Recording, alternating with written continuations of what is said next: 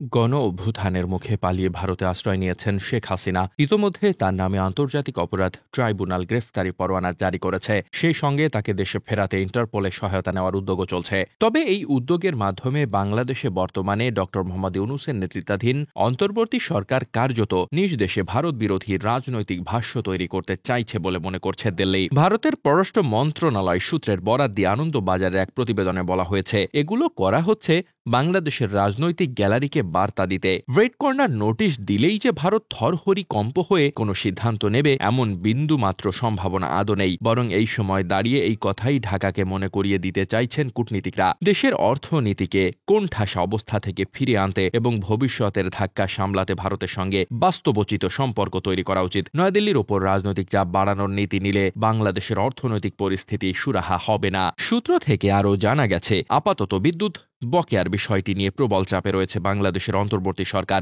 বকেয়া ৮৪.৬ কোটি ডলার পরিশোধ না করায় চলতি মাসের প্রথম থেকে বাংলাদেশে বিদ্যুৎ সরবরাহ ৬০% কমিয়ে দিয়েছিল আদানি গ্রুপ। একই সঙ্গে ৭ নভেম্বরের মধ্যে বকেয়া না মেটালে সরবরাহ বন্ধ করার হুমকিও দেওয়া হয়েছে। এ অবস্থায় দেশকে আঁধারে ডুবে যাওয়া থেকে বাঁচাতে বাংলাদেশ বিদ্যুৎ উন্নয়ন বোর্ড ১৭.৩ কোটি ডলারের একটি নতুন লেটার অব ক্রেডিট জারি করেছে। অর্থাৎ বকেয়ার কিছু অংশ মেটাতে পেরেছে, এখনো অনেকটাই বাকি। কিন্তু শুধু বিদ্যুৎ ক্ষেত্রেই নয়, অন্য অনেক অর্থনৈতিকভাবে গুরুত্বপূর্ণ বড় পুঁজির প্রকল্পে ভারতের ওপর নির্ভরশীল ঢাকা, যা গত কয়েক দশকে সে দেশকে উন্নয়নের পথে এগিয়ে নিয়ে গেছে। গত কয়েক বছরে ভারত প্রায় ৮০০ কোটি ডলার নামমাত্র সুদে ঋণ দিয়েছে বাংলাদেশকে। এছাড়া অনুদান দিয়েছে বিভিন্ন প্রকল্পে, যার মধ্যে রয়েছে সড়ক, রেল, সেচ, নৌবন্দরের মতো ক্ষেত্রে। ঔষধ এবং খাদ্যপণ্যের ক্ষেত্রেও ভারত নির্ভরতা যথেষ্ট।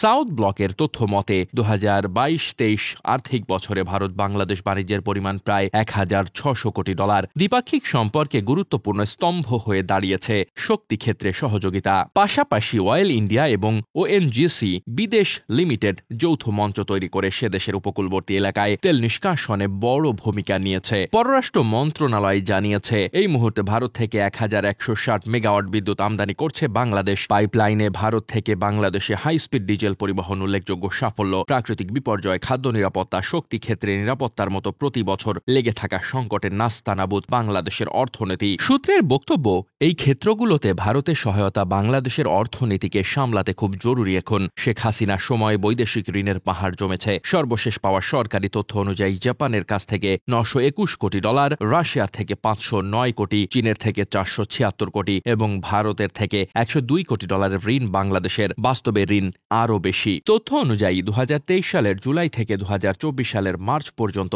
বাংলাদেশ ৫৬৩ কোটি ডলার ঋণ নিয়েছে। আওয়ামী লীগের সময় ঋণের কিস্তি শোধ করতে হবে এই সরকারকে। পরিস্থিতি এমন দিকে যাচ্ছে যা সামাজিকভাবে নৈরাজ্যের জন্ম দিতে পারে বলে আশঙ্কা করা হচ্ছে। জ্বালানি ও বিদ্যুৎ সহ কাঁচা বাজারেও মূল্যবৃদ্ধি আকাশ ছোঁয়া। বাংলাদেশ আর্থিকভাবে দেউলিয়া হয়ে পড়লে তা ভারত তো বটেই, গোটা দক্ষিণ এশিয়ার পক্ষেই চ্যালেঞ্জ হয়ে দাঁড়াবে। দিল্লির মতে, এই কোণঠাসা পরিস্থিতিতে ভারতকে চাপ দেওয়ার চেষ্টা না করে বরং ভারতের সহায়তা নিয়েই অর্থনীতিকে কিছুটা চাঙ্গা করার লক্ষ্য হওয়া উচিত ইউনূস সরকারের। Desk report, বার্তাবাজার।